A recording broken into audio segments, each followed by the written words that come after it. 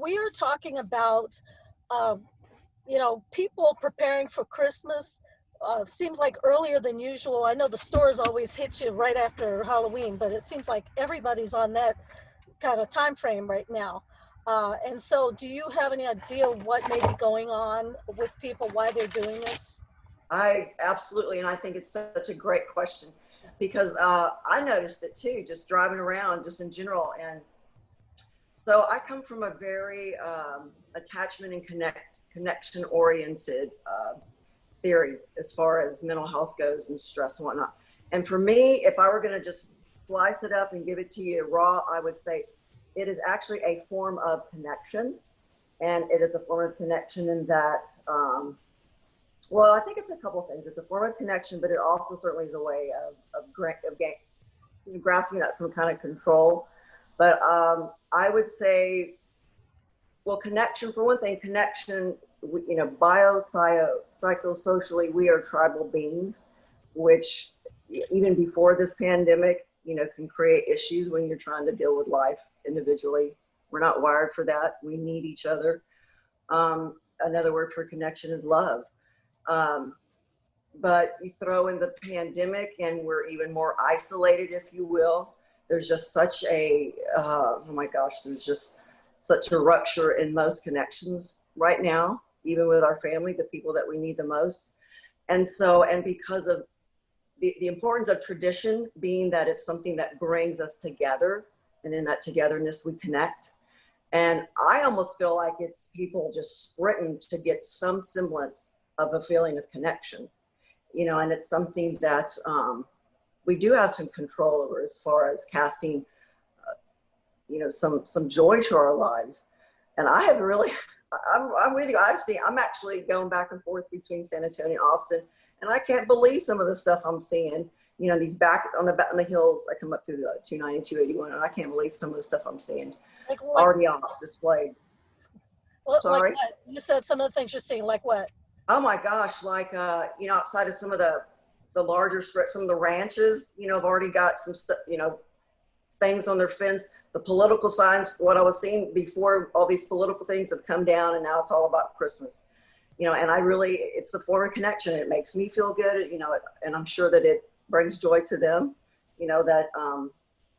Yeah, that's something that's sorely been, it seems like it's been missing this year. Just those feelings of joy with the COVID, the heaviness, the restrictions on us as people, the loss of lives. Absolutely, all of it. To deal with. And the thing that makes life bearable, the really difficult times, like we've really seen up so close this year, is to have that connection with the people that we love. Just you and I talking like this, face to face, one-on-one, talking real talk. We actually are lowering each other's blood pressure. We're lowering each other's heartbeats. I mean, this physiologically, it makes a difference to be able to connect with somebody. If we're not connecting, man, we're trying, we're probably going to spin, and our stress levels are going to go way up. So, I mean, it's all connected. And then at the end of it, it's all about that connection. And the opposite of connection is, or the opposite of stress is definitely connection. In a normal year, the holidays can bring stress to people just trying to get ready. Is there any chance of that sort of thing happening? Or do you think that this is actually, we need a little Christmas now, like the song says? I thought about that as well, thinking about, digging through the larger picture. I think that a lot of us are more focused now on the importance of being together and what the season actually represents, which is that being together and that joy and the sharing of, one's faith. Yeah, I thought about that too. I wonder what that stress level is going to look like. I think I hope that it's going to get simpler.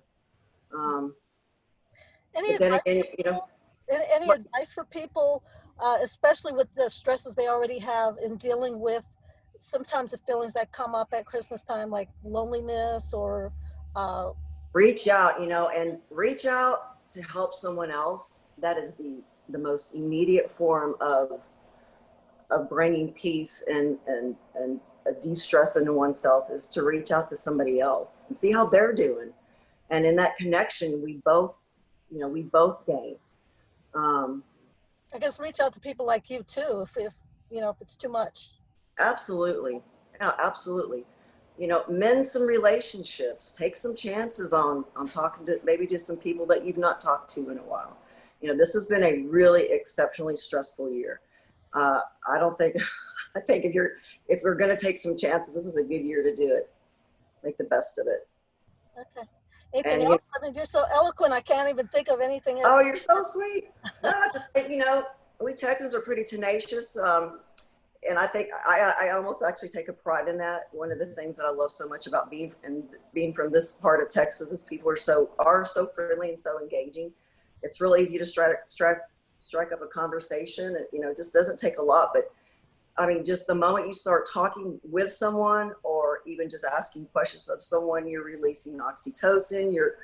Um, you know, you're gaining some dopamine. I mean, you physiologically are changing your brain in the way that you feel.